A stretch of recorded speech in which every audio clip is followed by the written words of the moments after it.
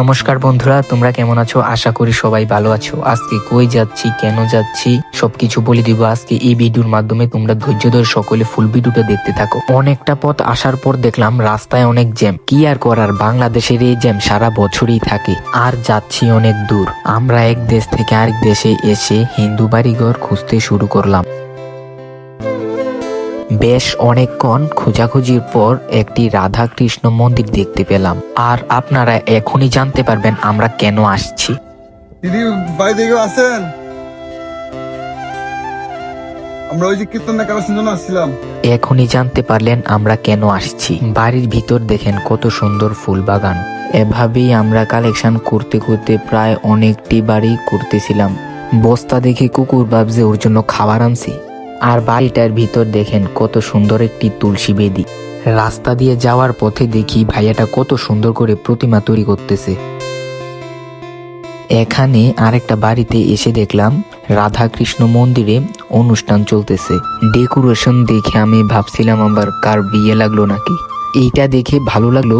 এখানে তারা প্রসাদের ব্যবস্থাও করেছে। এখানে এসে দেখলাম প্রায় প্রতিটা বাড়িতেই মন্দির আছে। আমার কাছে এখানের একটা জিনিসই সবচেয়ে বেশি ভালো লাগছে যে এখানে তারা মাটি দিয়ে প্রাচীনকালের মতো বিভিন্ন ধরনের নকশা তৈরি করে এবং এটি বিক্রি করেই তাদের জীবনযাপন চলে।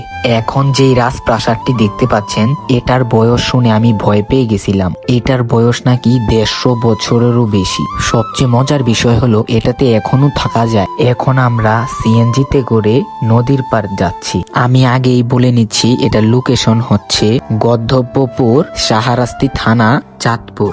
আমি নিজেই কল্পনা করতে পারছি না আমি এত সুন্দর একটা নদীর পার আছি। আমার পিছনে তাকালে একটি ব্রিজ দেখতে পারবেন যা দেখতে খুব সুন্দর। এখানে আসলে আপনি বিভিন্ন ধরনের খাবার পেয়ে যাবেন। চাইলে আপনি নৌকাতেও চড়তে পারেন।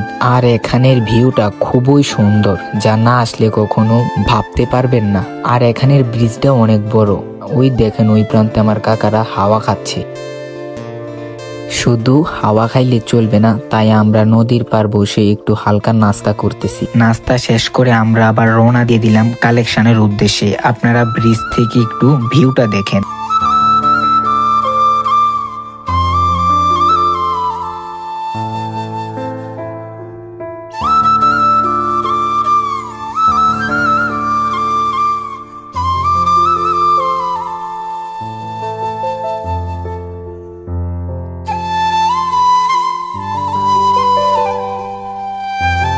দাঁড়িয়ে থাকলে চলবে না, তাই আমরা আবার শুরু করে দিলাম।